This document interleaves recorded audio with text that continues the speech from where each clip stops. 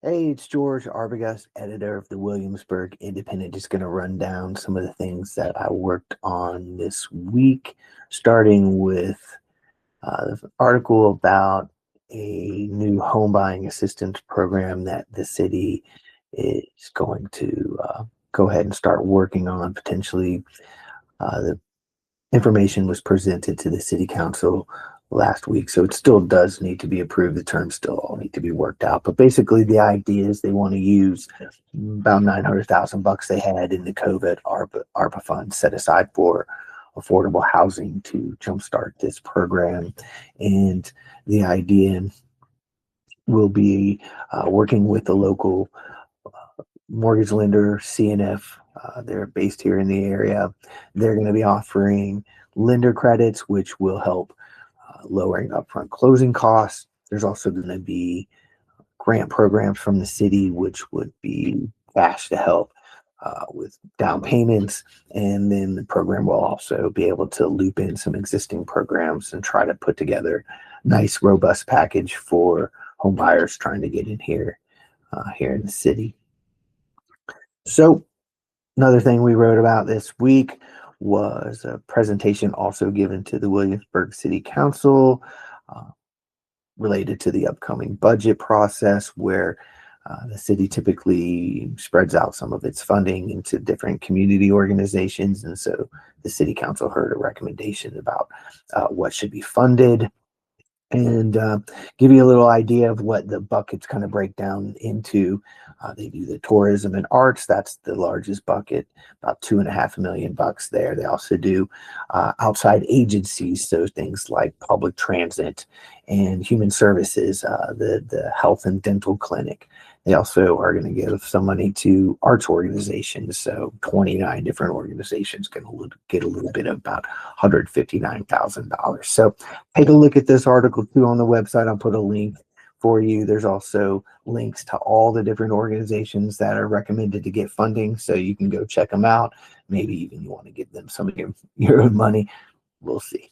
Um, Also working on or wrote about a story related to the sports and entertainment venue that's being built over there near the Colonial Williamsburg Visitor Center that is on schedule to open in August later this year. They're busy booking business for it. Lots of sports events, also one-off, conferences, things like that.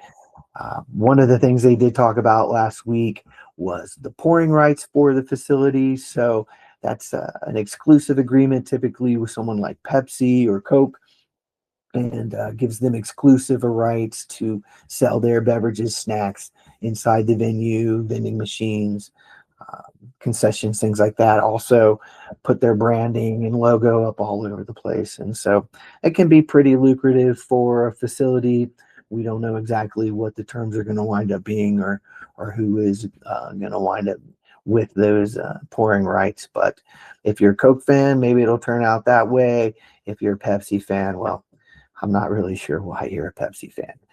Moving on, they did talk a little bit about how the local community is going to be able to use the facility when it's not booked in some of these larger events. And so check out the website again for that article. It has kind of a breakdown of what the local community can probably expect in terms of, your athletic leagues, your rec league, your community center, so on and so forth, if they want to get in there and use the facilities. So that'll be on the website as well.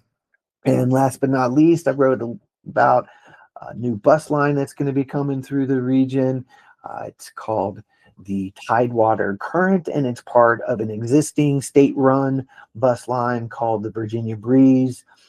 So typically, they have a few routes going already. You can see this is the Virginia Breeze route map, and you can see they all tend to run from the south to southwest all the way up into Northern Virginia and DC.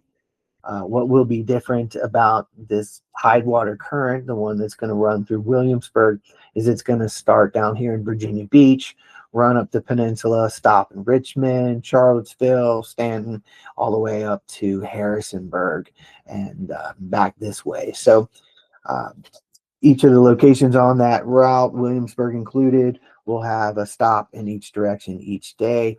Looks like the fares will run somewhere about $60 for the full length of the route. And the buses look pretty nice. You're going to have Wi-Fi, restrooms on it, luggage storage. So hopefully that'll help some people get around. And so that's what I've been working on this week. We'll see what comes up next week, but I'll have an update for you then. So thanks a lot. Bye-bye.